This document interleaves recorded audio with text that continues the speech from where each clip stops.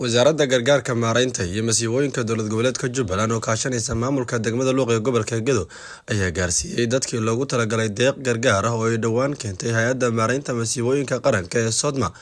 Gudoomiye ku-xigeenka degmada Luuq ee gobolka Gedo Jabarti Isaaq Horow iyo sidoo kale isku duwaha wasaaradda gargaarka Jubbaland ee degmada Luuq ayaa sheegay in dadkan ay u baahan yihiin gargaar degdeg ah isla markaana aysan ku filneen deeqdan. waxaa mahadle Allah subhanahu wa ta'ala nabad nagu soo gaarsiiyay in maanta halkan aan ku guddoonsiino gargaar naga soo gaaray hay'adda maareynta iyo masiibooyinka qaranka oo soo wakiilatay wasaaradda gargaarka iyo maareynta masiibooyinka Jubbaland.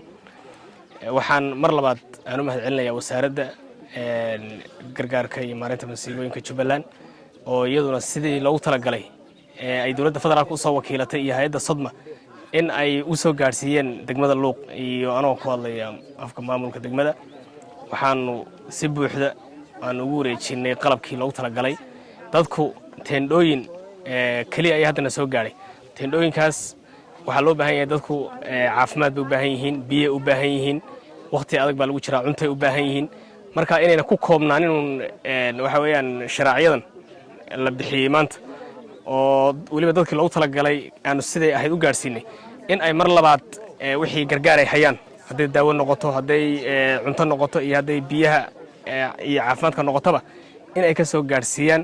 waxa kale oo mahadcelinayaa hay'adda Sodma deeqdan soo gaarsiisay dadkii ku barakacay dagaalkii ka dhacay degmada Luuq.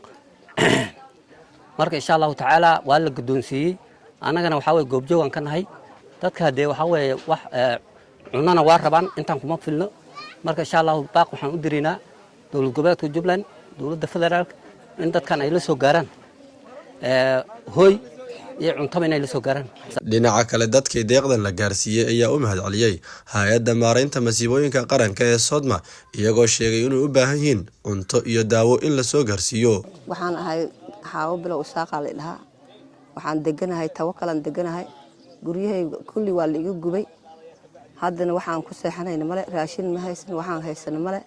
haddana hay'adii waxa noo keentay waa ku mahadsan tahay. ilaa haddana waxaan rabnaa dadkii noo keeneen mahadaan u haynaa, kii noo soo dhibin mahadaan u haynaa. inaa wax ka badan aad soo fiirsaan, aad soo ilaalisaan u baahanahay. waxaan ahaa dadkii ku gubtay nafi maal, xoolo leh, hanti leh, dadkii ku gubtay oo maxaa la yiraahdaa masiibada dabka meesha ku galaan ahaa.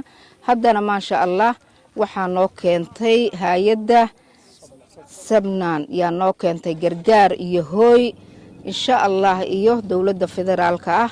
maasha Allah annagana maadaama waalid aan nahay meeshaas aan ku hooy beelnay, aan ku xoolo beelnay. waxaan rabnaa hooyga naftigiisa wixii lagu cuni lahaa dad aan waxba haysanin baan nahay.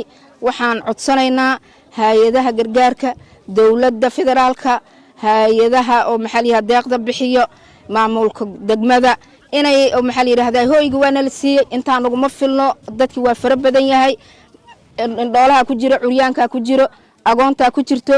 waxaan rabnaa in oo maxaa la yiraahdaa wixii hooygaas aan ku cuni lahayn iyo annaga oo noola saa'idiyo. Maxamed Kaaf Adam Shaar Kaaf UK warbaahinta qaranka degmada Luuq.